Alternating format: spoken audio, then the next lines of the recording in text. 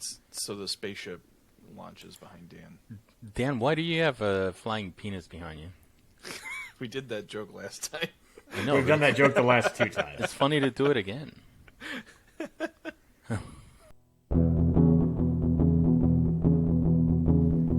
podcast about bourbon and the ones who drink it. This is Bourbon Matters.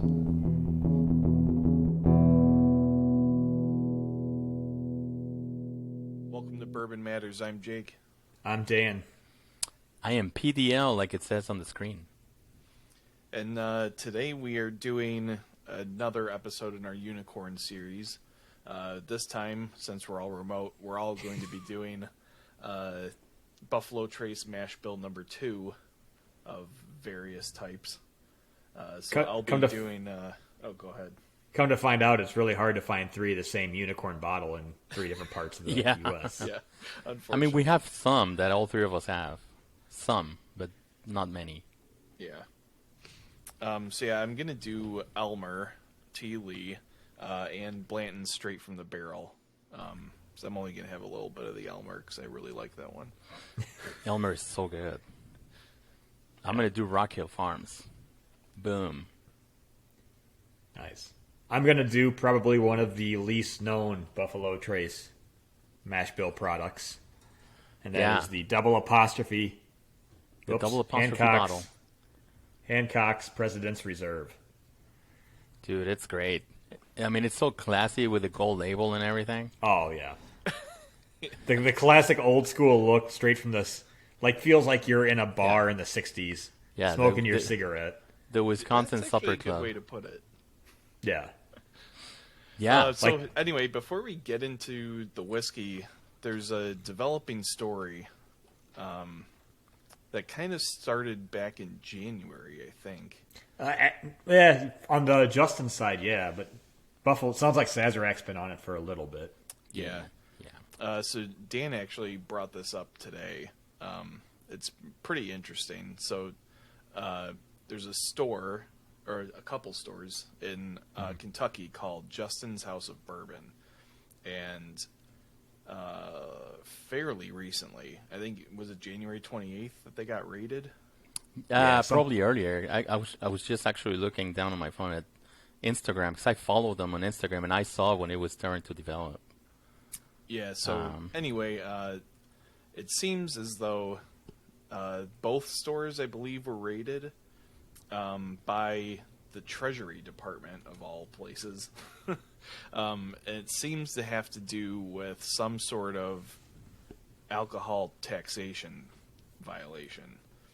Because it seems that, allegedly, Justin's House of Bourbon was shipping whiskey to Washington, D.C., where there's a law that allows you to sell alcohol online without a physical storefront, I think is the rule. Yep. And so they were shipping these massive shipments of mostly Sazerac products to Washington, D.C., and then selling them online, probably at hideous markups. And then somebody must have caught wind of it, and meaning some government agency, which I think it was originally the Kentucky Alcohol Bureau. Yep. And then eventually they roped the feds in and raided them at some point in January. Yeah, they raided them in January and then a second time not too long ago. So besides the fact that, and when we talk about a lot of quantity, we're talking over 600 cases of Blanton's was one shipment or something. Pallets and pallets of whiskey.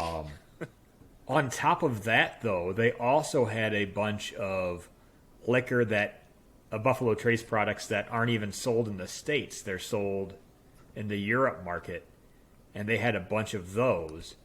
Mm-hmm. And then on top of it, they found out, or someone had said that worked there, that they were getting them from someplace in the Netherlands, which since last November, Sazerac has been finding that there has been a lot of counterfeit whiskeys of theirs coming out of the Netherlands. Yep. So now the big concern on top of all the other illegal stuff is were people going there spending $300 for a bottle of Blanton's that's possibly, allegedly, whatever we can say to make sure we're not on libel or anything, is possibly fake Blanton's that people spend a bunch of money on. Yeah, so I mean, you have the potential of like flooding the market with all these counterfeits, and because of the current state of the whiskey market, and particularly Sazerac products, I'm sure that they were probably way overpricing this Blanton's. If it's coming from the Netherlands, it's probably Yeah. they're probably even like pricing it even higher because it's some kind of like it's an European import bottle bullshit type thing. So yeah, I mean, it seems as though not only just the like disregard for the like online selling and like taxation stuff surrounding the movement of products to DC, but then you also throw in this potential counterfeit operation in the Netherlands. It's like, yeah, no kidding. It's not very good PR. No. And one of my favorite quotes from the article, so one of the federal investigators that's now in this was also already working on the Netherlands one of the Sazerac, had a quote that said the Sazerac product is more lucrative than heroin right now. Yeah. Dude, which is insane and kind of disgusting to think about. Yeah. Yeah. I mean, it is disgusting to know and think that it came to this point, that a product that's legal to distill, to make, to drink, to buy, to share, just came to this point that you're paying thousands of dollars for a bottle that's on the market initially at $65. Oh yeah. It's including this. Yeah. For real. Yeah, that's a.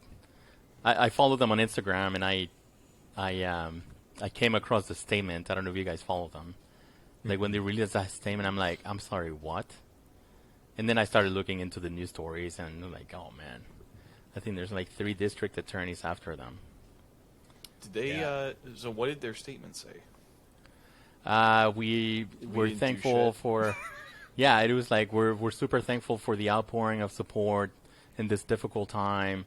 We're fully cooperating with the authorities. We have not done anything wrong. Blah blah blah. We'll continue to update you, and thanks for your support. Sure. Yeah, it was well done. I mean, I work in that, so I was like, oh, this is actually a really good statement. The one thing that is like, let's say that after the investigations found out that they were selling counterfeit Blantons for large sums of money.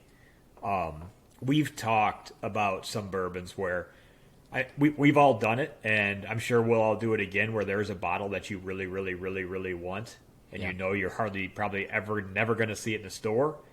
And we do know of some places that have good credentials online that you can go if there's that one bottle that you want no matter what.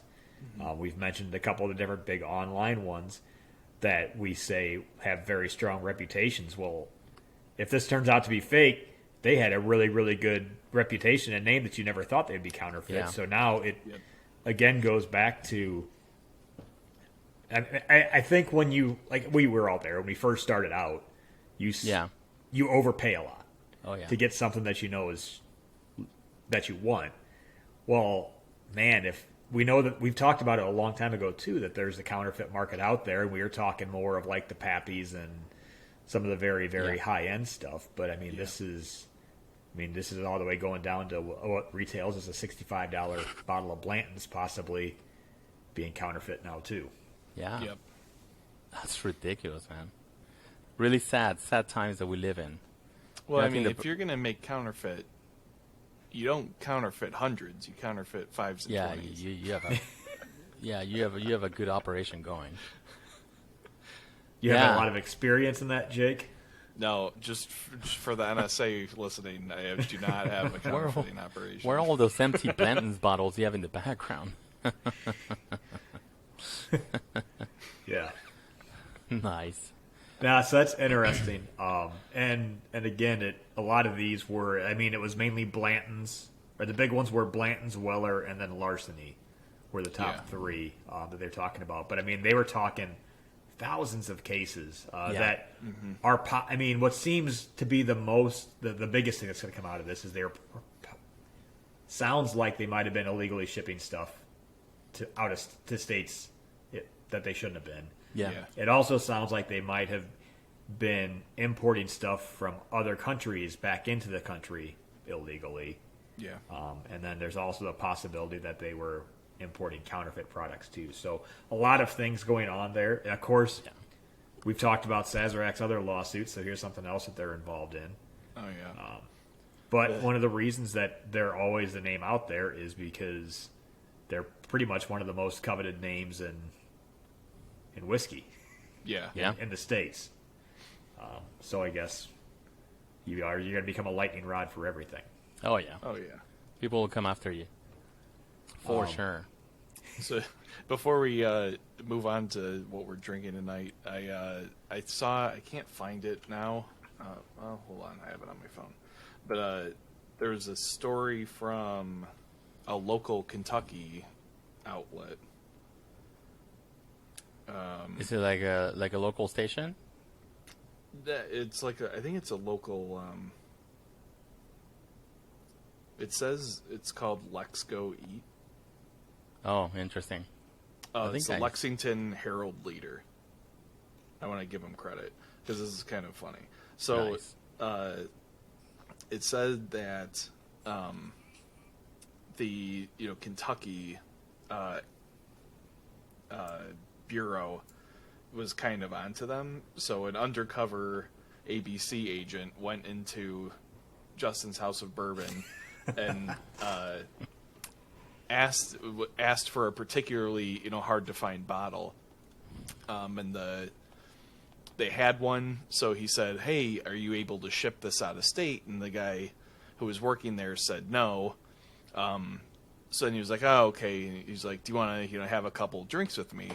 So he popped the bottle. They were drinking a little bit, and then as they're just chit chatting or whatever, the employee goes, "Well, I can ship that to DC, and then we can ship it wherever you want." Oh, man. So and he then walked right into the trap. Yeah. Oh, jeez. Dude, that sucks. Yeah. The old honeypot trick. Yeah. Don't ever accept bourbon from a stranger.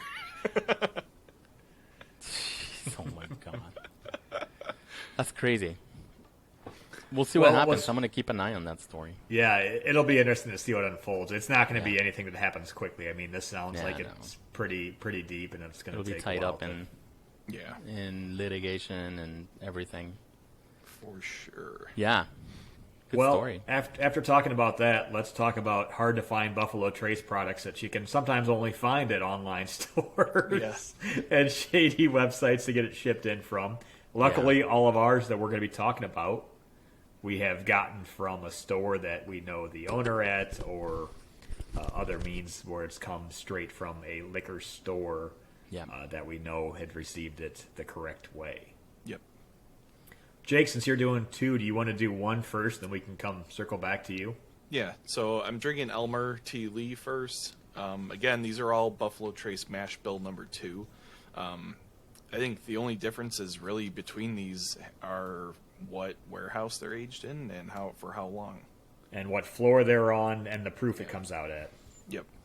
So Elmer is a pretty light-colored whiskey. It's in that area of like straw or like gold. If you're on YouTube, you can kind of see it.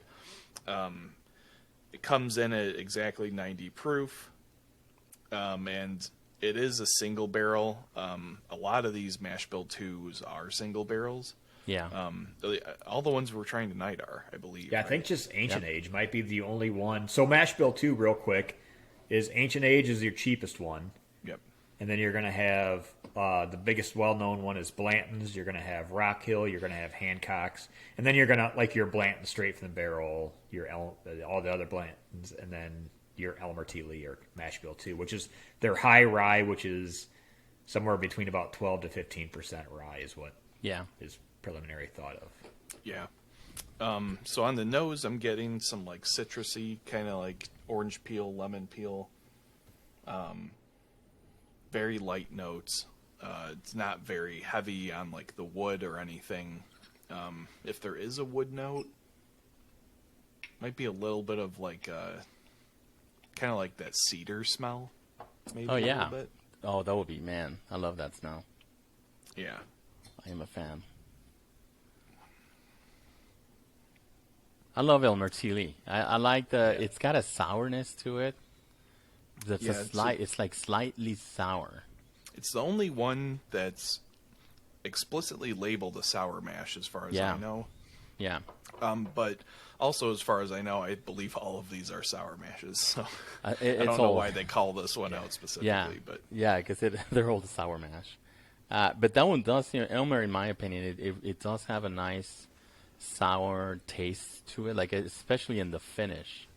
The finish is like it's got a slight sour taste to it. It's very subtle notes, but I love that. And I mean, it's just so complex. Right up front, there's a lot of like, kind of like bread, like sourdough kind of bread notes, and a lot of that like malty cereal kind of stuff. That quickly fades into pretty sweet, that corn forward. Typical bourbon notes. You get the oak, lingers for a long time in the finish. It's 90 proof, so it's really smooth, really easy to drink. I mean, this is probably one of my favorite whiskeys ever. It's just, Agreed. It's just so good. Jake, was I with you the first time you ever tried Elmer? Was I the one that introduced you to that at that one bar right outside the old sushi place we used to go to? I think so. That was what? Oh, yeah, you're right. Yeah, it was. That was probably 3 or 4 years ago, because they always had it there, which was rare. And it was like, I want to say it was like $16 or $18 for a pour. It was before everything started to get crazy, stupid expensive. It wasn't horrible. Times have changed. It might have been 5 years ago now that I think about it. Damn. Yeah, because that was, we hadn't known each other that long. No. For whatever dinner we went there for. Yeah, I can't remember why. We went to that sushi place, and I said, hey, we should either go before or after the bar right down there, because they have a good whiskey selection. Yeah. Which that one? was the first. It's in Barrington. It was right by that PL8 restaurant. It used to be called it's called the one you took us Regions to? now. I don't know if you were ever there, Roberto. I don't think you were around. At PL8, you took me and Lindsay like our first weekend. We went to Plate, but I think we might have went to that Region bar, but they didn't have it then.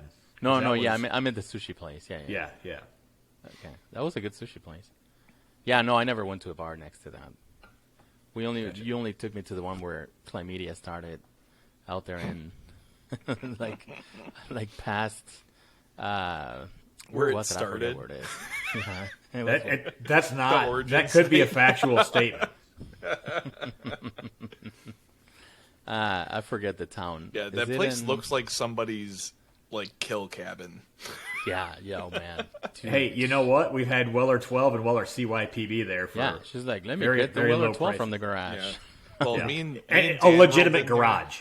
Like the Weller 12 was in a legitimate garage. She went out, opened the garage door, grabbed a bottle of Weller 12, shut the garage door. Not even a push button, like a old push up, pull down, pull it up garage door.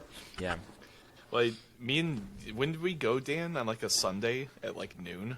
It was right before your wedding, I think, because that was like I think it was like a week or two before your wedding. Yeah.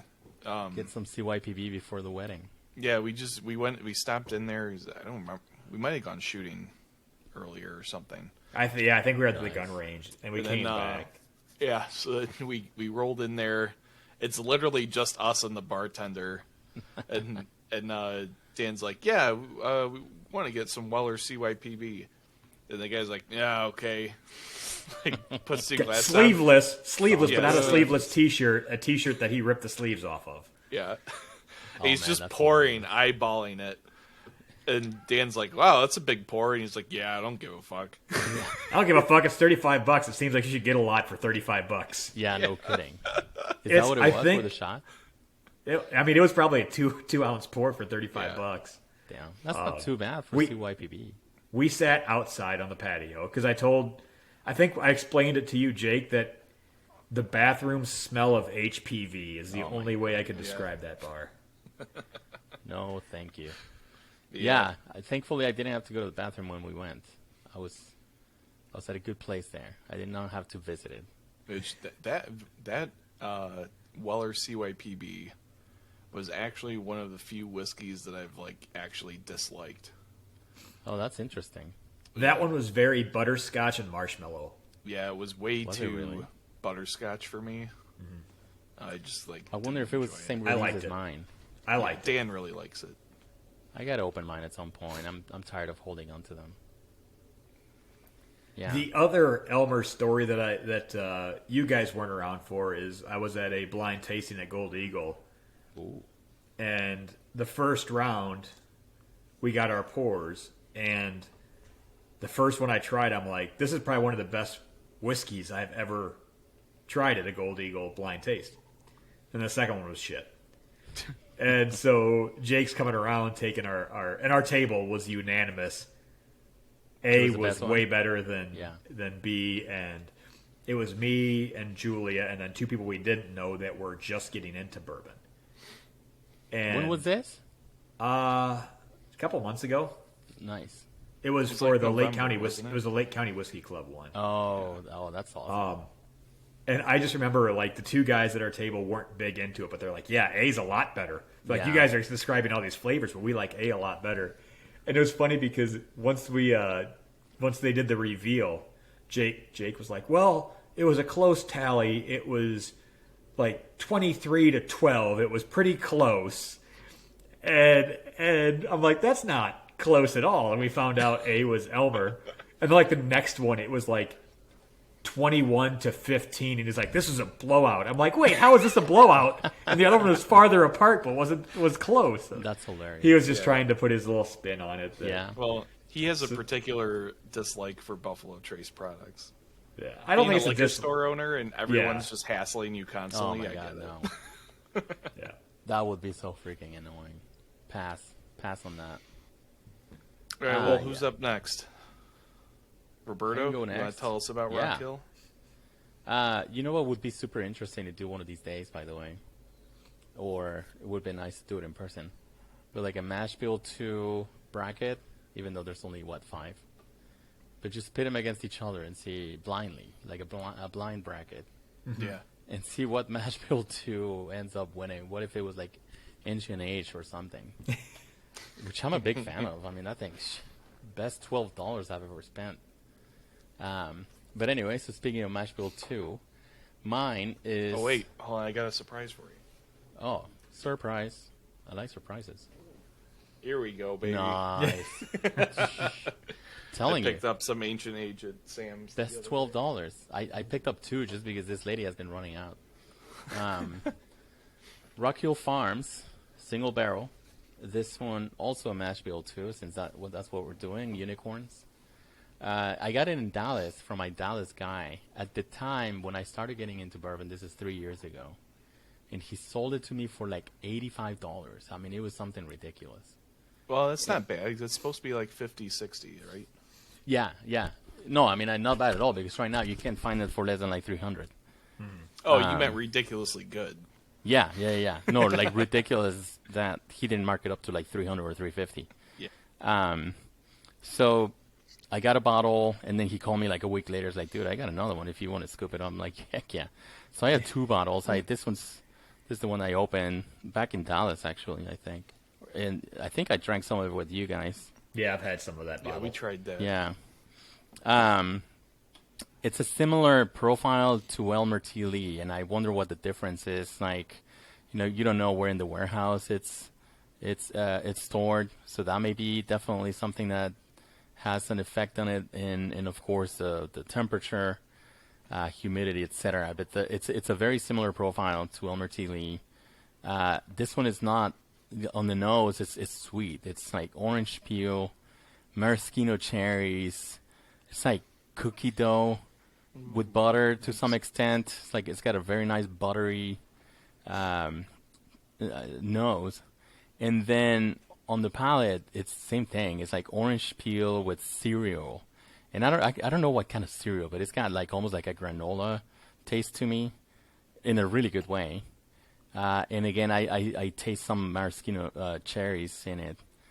Very, very smooth. Again, it's like, it's almost like you're drinking cognac. That's how, the level of sweetness in Rock Hill Farms. It's like when you try cognac or brandy, that's really sweet.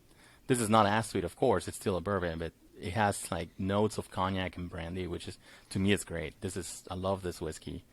And then the finish, it leaves you with a really nice spice, but definitely not overpowering by any means. Obviously, because it's only like 15, 18% rye. I forget what the 12 to 15. 12 to 15. They don't disclose, but they think it's 12 to 15. And but it leaves you with a very nice lingering spice that's almost like if like when you have some cinnamon, it leaves like a cinnamon spice in your mouth for a little while. That's what it reminds me of, which I think it's great. It's like a little cinnamon in the finish. Easy to drink. I mean, if you find a bottle for a reasonable price, you'd be dumb not to get it. And by reasonable, I probably wouldn't pay more than, like today, I wouldn't pay more than like $180 for it. But if somebody came to still today and said like, hey, $180, because I'm not in any big list like you guys are on the Bennies and the Gold Eagles, I would probably still buy it for like about $180. So yeah, I highly recommend it. It's a great pour. I'm drinking it in my Lemon Green whiskey glass that we went to. I can talk about that after we go through our whiskeys. But in essence, on Saturday, we went to Garrison's Brothers for a 9:30 a.m. tour. And then my Lemon Green. And then we stopped at Chaplin's, which is a micro distillery here in San Antonio. I'll talk more about that because it was a great day. But one thing before I turn it over to Dan is that I've been smelling like not tasting. I've been tasting it right. I've been smelling whiskey the wrong way. And at Garrison's Brother during the tour, the guy who was really good, he knew everything. I mean, he was assistant distiller. He knew the whole operation. So he's like, all right, how do you smell whiskey to get the notes on the nose? And everybody's like, well, we put it like here on our nose, and then you just take a whiff. And then the guy's like, okay, well, I'm going to show you the right way to smell whiskey. And he said, of course, just let the oxygen in, as we know. Like put it right here under your nose, not touching your face, but like over like on your lip, like your mouth is outside of the glass. And then you breathe through your mouth, not your nose. And it makes such a big difference. I had never done that. Oh, that's interesting. Even at Buffalo Trace, they didn't teach us that. And the guy's like, everybody does it wrong. You put it here, like not touching, like not covering any part of your mouth. And then you just breathe through your mouth, and you'll get all the tones from the whiskey. And if you do that, you can actually feel the cereal and the orange peel in this one. Probably not as, it's not as pungent as when you do it through your nose, because that's what he's doing. He's like, if you're smelling it through your nose, all you're doing is destroying your sinuses because of the alcohol. Like, do it through your mouth, and then your nose will pick up the notes. And it's absolutely true. So I didn't know that. Dan probably does because now he's a distiller. But that was an eye-opening move that Garrison's Brothers taught me. So cheers on that. Cheers. Thank you for the informative lesson, Roberto. Yeah. I don't know if I'm going to do it that way, but thanks. Yeah, I've been doing it both. I thought he was going to go back to the way when he used to like curl his lip like way up in there like that, and get the buck teeth out, and like have.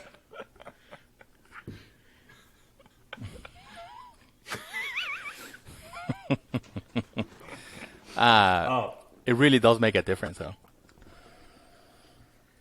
It's really good. Anyway, back to you. Well, my mash bill 2 is probably the least known one on it. I got this the other week. I've had it once before. It is Hancock's. I can't. look at the camera. Hancock's President's Reserve, single barrel. Again, one thing I want to say about Buffalo Trace is they don't have a bad bottle design or bottle shape. I think they have that very classy look to them with everything that they do. Yeah. I've said a bunch of times I think this belongs on a supper club shelf in Wisconsin. Yeah. From the looks of it. But it's weird, so I wanted to do some research on it because it's probably the least known one we're going to talk about. And there's very little research to be done because there's very little information on it. So much so that it's not even on Buffalo Trace's website. Right. You have to look on Sazerac's website to find information on it. All I really know is Lee Hancock is what it's named after, and he found Leestown, Kentucky. And that's where Buffalo Trace is at. So they have no idea. No one really knows why it's Hancock's President's Club.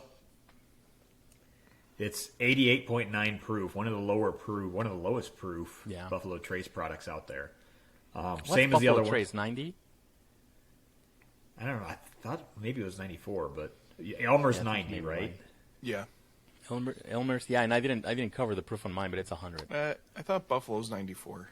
I thought it was sounds good. It sounds right. That's how much Weller is 94, or no? I think Weller is 90 actually.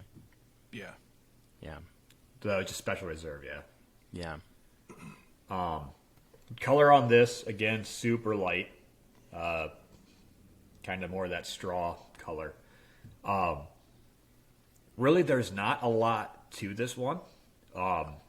It's a very basic whiskey. I don't want to take anything away from it. I like it. I would buy another bottle at retail again. But it's mainly just vanilla and oak.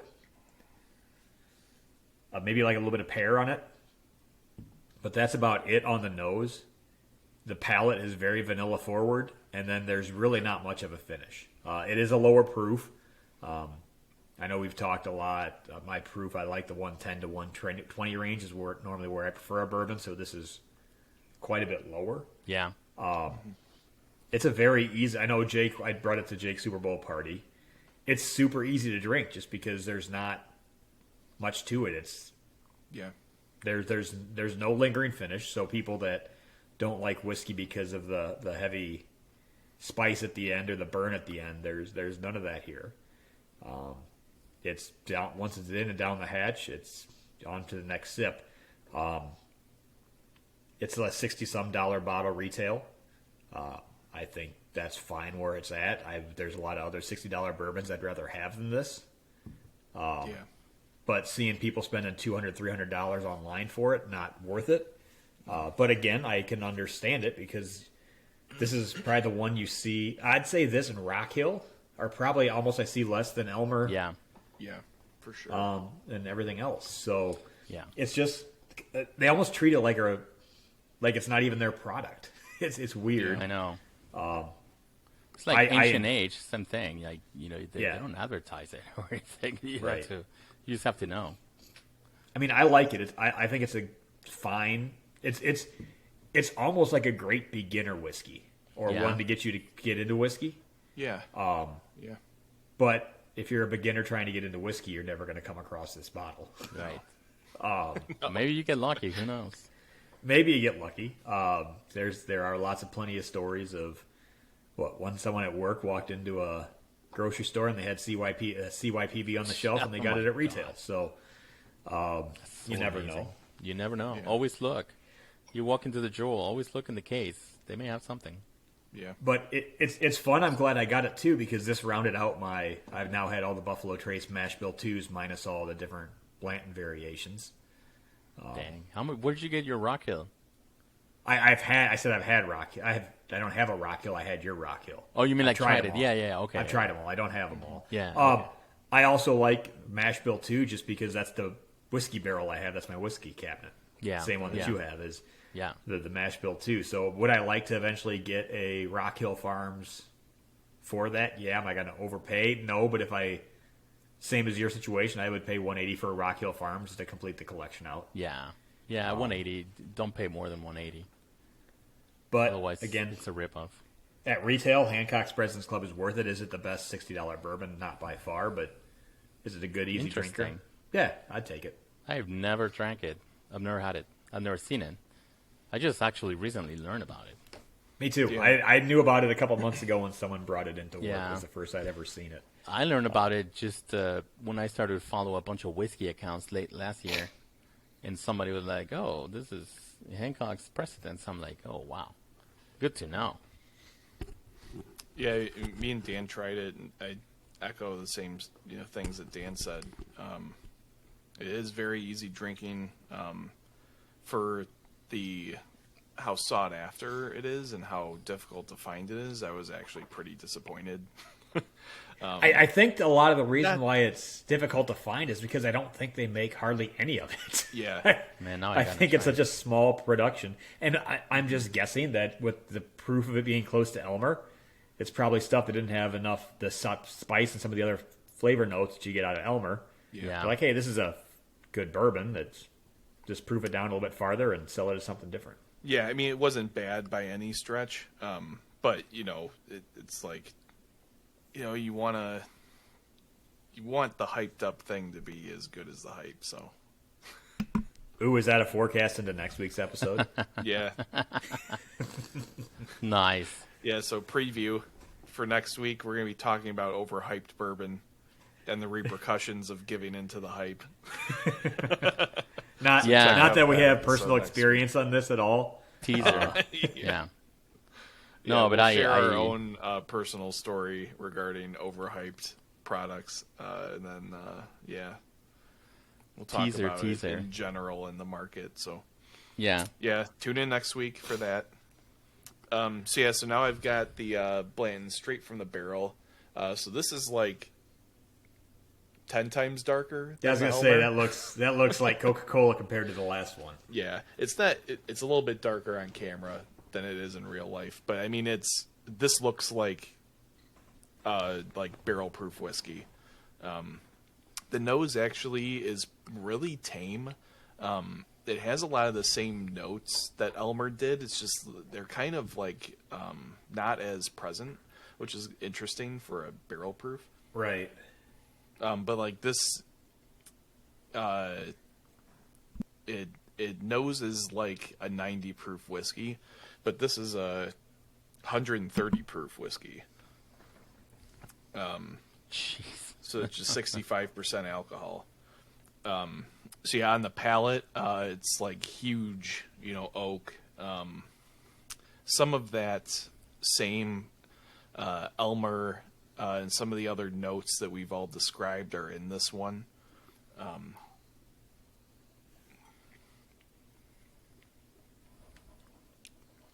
There's definitely some of that sour, a little bit of that bread, and then that sweet rolls through about midway. And this one has a really nice oaky finish. This is actually pretty damn good whiskey. I was a little hesitant because I've had some Blantons that are like absolutely fantastic, that are like chocolate chip cookie vanilla bombs. And then some Blantons that are like utter trash. So yeah. I was a little worried because I definitely overpaid for this bottle. I don't remember what I paid for it, but I bought it online for sure. I think I actually bought this one from Flaviar. So I probably paid like $300 for it, which is about standard for a straight from the barrel online these days. It might even be more now because this was like at least a year ago that I bought this. But it's actually very tasty. I'm actually pretty pleased with it. This one's actually from Warehouse H, which I think is the one that we went into. Yep. That's the one that they took us into, where the Pappies are. Damn. I'm jealous, man. I wish we were doing this episode in person. Yeah, I mean, the mouthfeel on this one is like maple syrup, too. Yeah. It's really thick. It's really good. I am jealous. Although, yeah, I'm really enjoying my Rock Hill, so I'm glad we did a unicorn, because I haven't had this one since we tried it back in Illinois. Jake, so question then, do you prefer the Elmer or the Blanton straight from the barrel? It's really tough. They're very, very different. I'll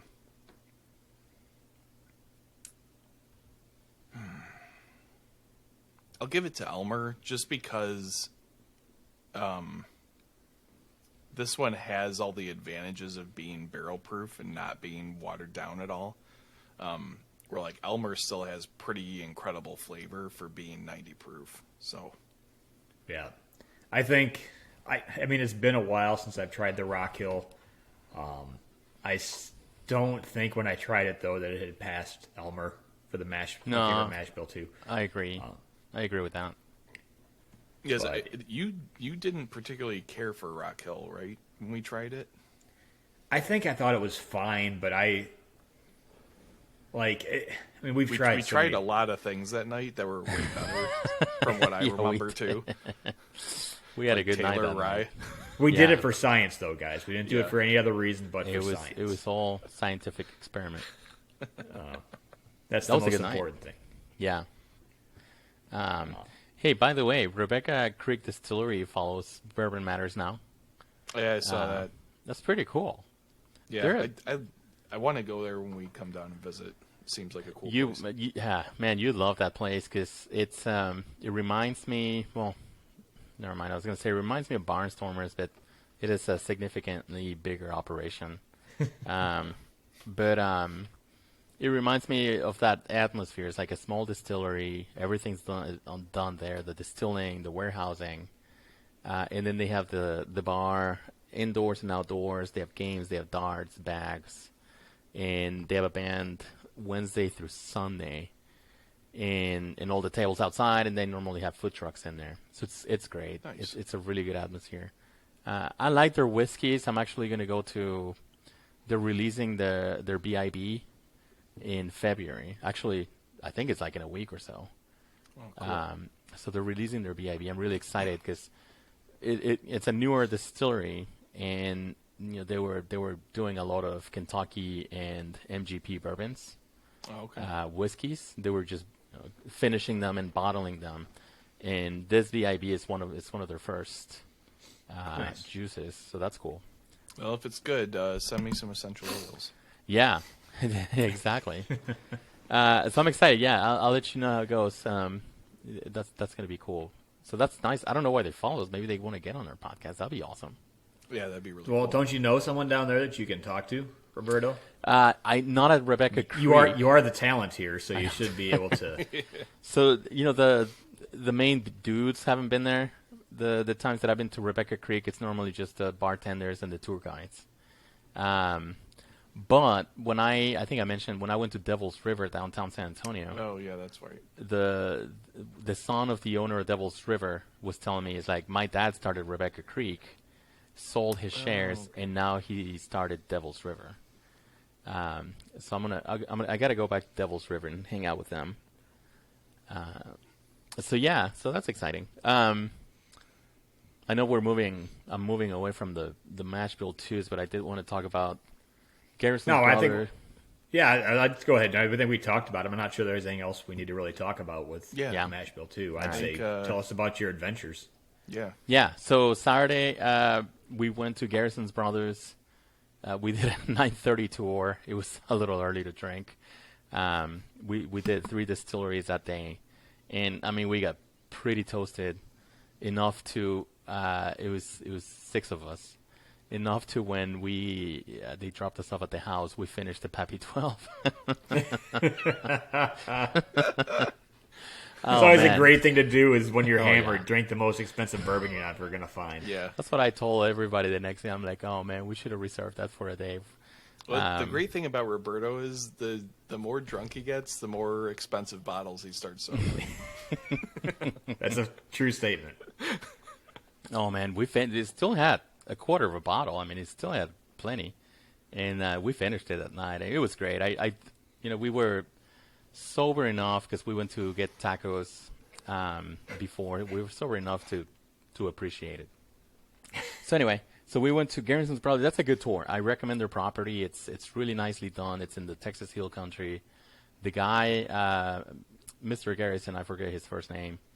he was the quick story is that he was a marketing executive at Enron, and when Enron went, What happened to Enron? exactly. So when Enron, when all that things happened, not only he lost his job, but the government was coming after him, et cetera, et cetera.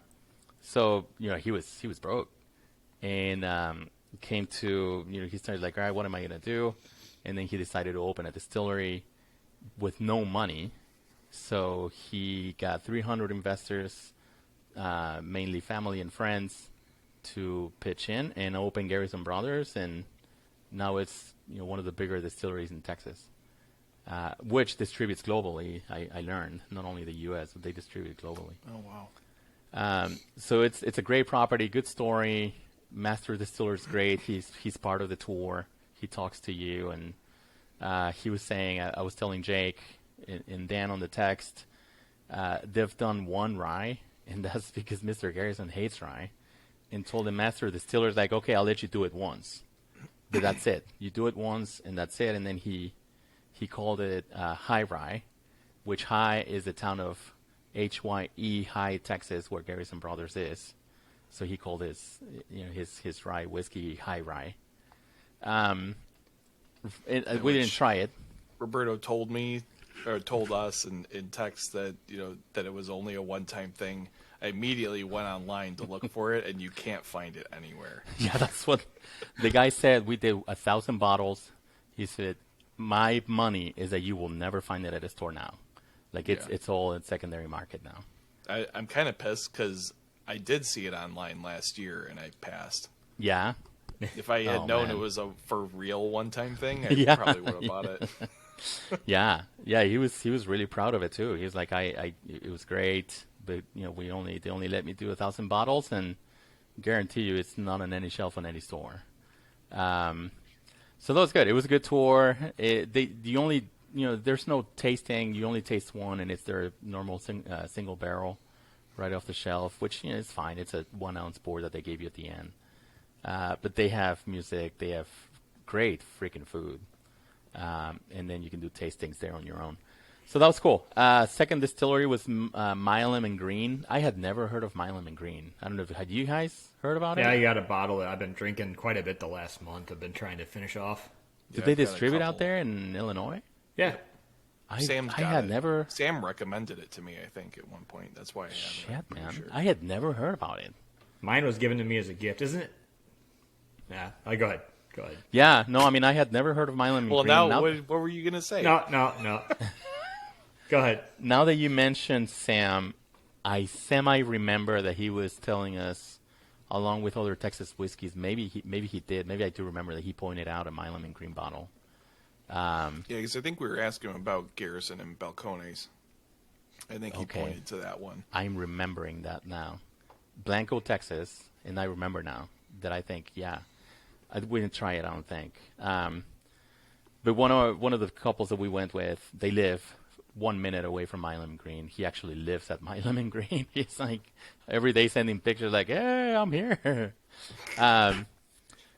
Small operation and growing. It's growing quickly. They have a very nice copper pot still. They have a 4-level column still, and all they're doing is whiskeys. They're not doing anything else. They're just now coming out with their own. They did MGP, a lot of it. Oh, okay. A lot of it came from MGP and Tennessee, in Kentucky, but they do have their own now. Okay. And I tried one of them, their holiday series. It is. I got a bottle, and they had 3 bottles left total, and I got one of them, and it's absolutely amazing. It is so freaking well done. Nice. So Milam and Green, great distillery if you're in Blanco, Texas, or in San Antonio. It's 30 minutes north. Worth the time. It's an all-female, all-lady run operation. Bartenders are all female. Everybody there is. Oh, that's the joke Dan was going to make. Yeah, I was going to make a joke. I was going to make a joke. I was going to say I thought that was all female owned, and they have a female master distiller. But I was going to female master distiller. distiller. Want to take Roberto's story. No, yeah. So worth the time. And then the last piece of that story, because I know we're going on 40 minutes. There's a distillery. It's a micro distillery, and by micro I mean picture the stills from from Barnstormers, and they have 3 of those in a garage.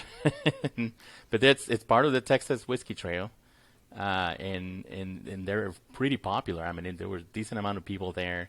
You can look into their operation through the window, through the glass, and then they have a bar with games and everything on that side. It's called Chaplin, and it's Chapline, and it's really nicely done. Beautiful place in the Texas Hill Country. So we drank some of that too, and I really enjoy their whiskeys. It's all their whiskeys that they distill. Nice. So we had a good day. Yeah, we got to do a Texas tour when you guys come down. We'll start in Dallas, one day TX, and we'll go to what's out there by Dallas. I'm blanking. Well, we come down to Balcones, Well, in TX Waco. is in Fort Worth. Well, yeah, I hear people say Dallas, and it's the whole metroplex, Yeah. including Fort Worth. But yeah, you're right. It is in Fort Worth. What's out there in Dallas, Fort Worth, other than I don't know. TX? That's it. Yeah, Then we come down I'm not Waco. Sure there's another one. We'll go to Balcones, and then you come down Blanco, and then we hit all those 3, and then you come San Antonio, and then we have Rebecca Creek and Devil's River. That would be a good tour. Yeah, we should do it on a nice, cool August day. You should not do it in August. But October would be a super decent time of year to do it. Oh, yeah. Or November when it's freezing ass over there. Nice. Well, I guess to kind of wrap things up, I mean, we did 3 harder to find things from Buffalo Trace. 4, no? 4 technically, yeah. 4, yeah. If you want to buy these things, I guess the lesson from today is just make sure you know the source very well where it's coming from. Yeah. Yeah. Even if you think they're a reputable company, they could possibly have some shady things going on. We're not sure if that's what's the case with Justin's House of Bourbon, but it'd be interesting to pay attention to. But again, as we've always said, just get to know your local liquor store guys. Yeah. That's your best bet for any of this stuff, and Yep. is to be able to find it. So, Heck yeah. Roberto, I think we had a nice picture from your trip down to Texas. Yeah, and I'm not going on to our say Instagram. it, but it is the most liked picture of all of our Instagrams. Well, if more people want to go and like it, where can they go? So you can go to at Bourbon Matters, good content. Again, Rebecca Creek follows now. That's great. I'm a big fan. So check us out on Instagram, Facebook. Go to Facebook. We have good stuff out there. Good content, good whiskeys, good episodes, and then some reels. We got to do reels again, even if it's remote somehow. Maybe we do them like this. I've seen a bunch of people do reels on Zoom or Riverside. Yeah, we'll have. I'm gonna make clips from each episode, and we'll post those. So each There you week go. there'll be a clip from each episode. So they definitely got to follow us. And then, we have a website, but it hasn't been out.